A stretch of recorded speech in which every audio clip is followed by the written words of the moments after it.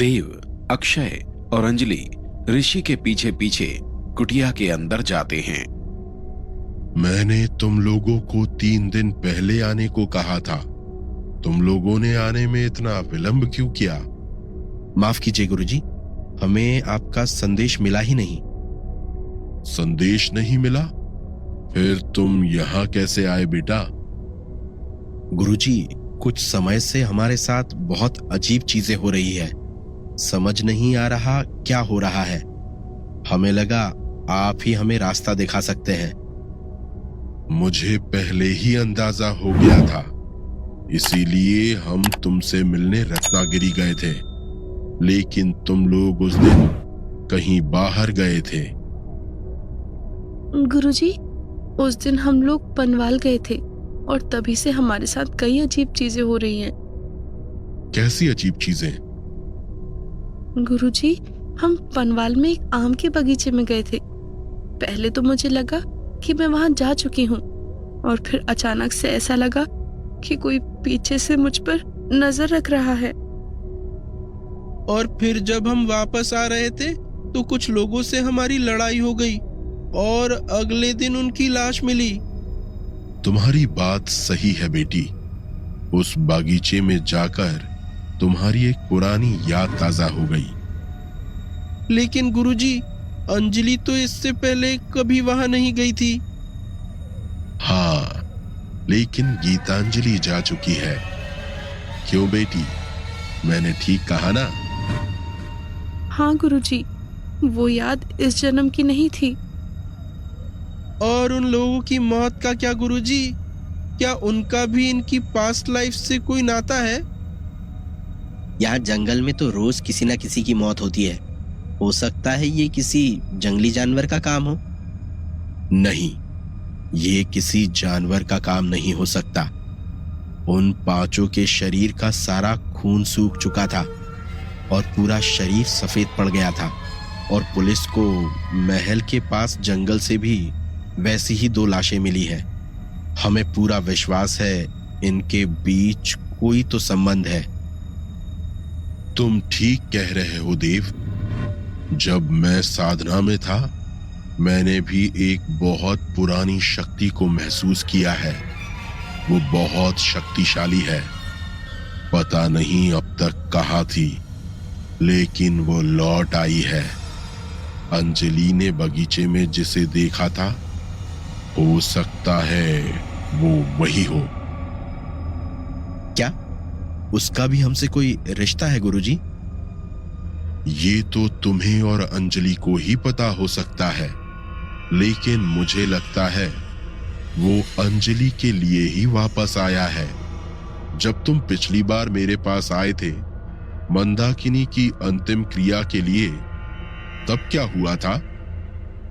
गुरुजी, हमने वैसा ही किया था जैसा आपने कहा था और मंदाकिनी को मुक्ति भी मिल गई।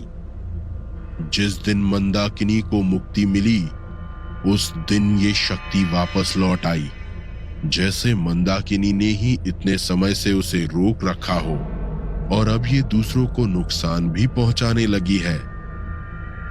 अब हमें क्या करना होगा गुरुजी? हमें पहले इस शक्ति के बारे में जानना होगा। जब तक इसका पता नहीं चलता, हम कुछ नहीं कर सकते। तुम्हें अभी जितना हो सके सावधान रहना होगा, खासकर अंजलि को। ये कहते हुए साधु गुरुजी की नजर देव के गले पर जाती है।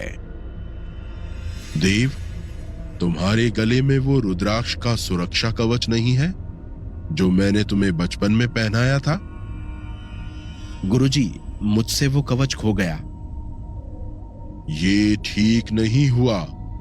तुम्हें इसके बारे में मुझे पहले ही बता देना चाहिए था। बात करते हुए गुरुजी की नजर अंजलि के गले पर पड़ती है।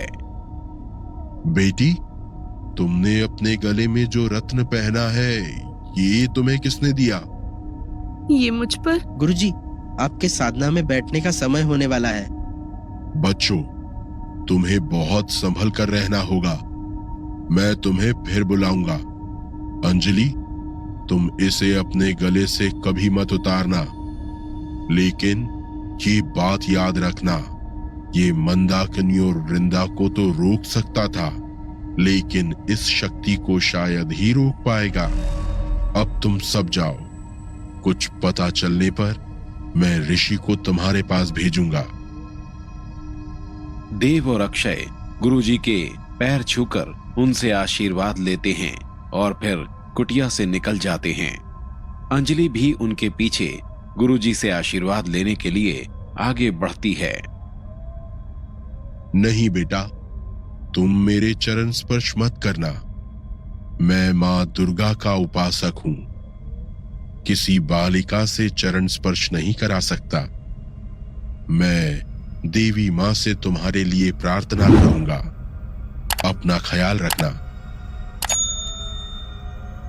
अंजलि भी बाहर जाकर देव और अक्षय के साथ कार में बैठ जाती है और फिर वो लोग वहां से पैलेस के लिए निकल जाते हैं। यार, हम सोच रहे थे कि जल्दी वृंदा और मंदाकिनी से पीछा छुड़ाकर वापस अपनी नॉर्मल लाइफ में जा पाएंगे। मंदाकिनी से पीछा छूटा तो अब उससे बड़ी परेशानी आ गई, ऊपर से ये पुलिस केस। सॉरी यार, हमारी वजह से तुम लोग भी इन सब प्रॉब्लम में फंस गए। नहीं, मेरा वो मतलब नहीं था। कोई बात नहीं यार, मैं समझ सकता हूं। शाम हो रही थी। इंस्पेक्टर डोगरा की जीप विधायक आवास के बाहर आकर रुकती है। शर्मा जी, आप यहीं रुको, मैं विधायक से बात करके आता हूं। पता नहीं इसने फिर मुझे क्यों बुलाया है। जी सर। इंस्पेक्टर एक फाइल लेते हैं और विधायक बंगले के अंदर जाते हैं। प्रशांत सिंह अंदर हॉल में सोफे पर बैठे हुए किसी से फोन पर बात कर रहा था। इंस्पेक्टर डोगरा को देखकर वो उसे बैठने का इशारा करता है। हाँ ठीक है, मैं उससे बात कर लूंगा। वो ईमानदार नहीं होता, सबकी अपनी कीमत होती है। चलो, अभी मुझे कुछ काम है, बाद में बात करता हूं। बताओ डोगरा, केस की क्या अपडेट है? सर, हमने उस रूट की सारी सीसीटीवी फुटेज चेक की और पोस्टमार्टम रिपोर्ट भी आ चुकी है। ये देखिए।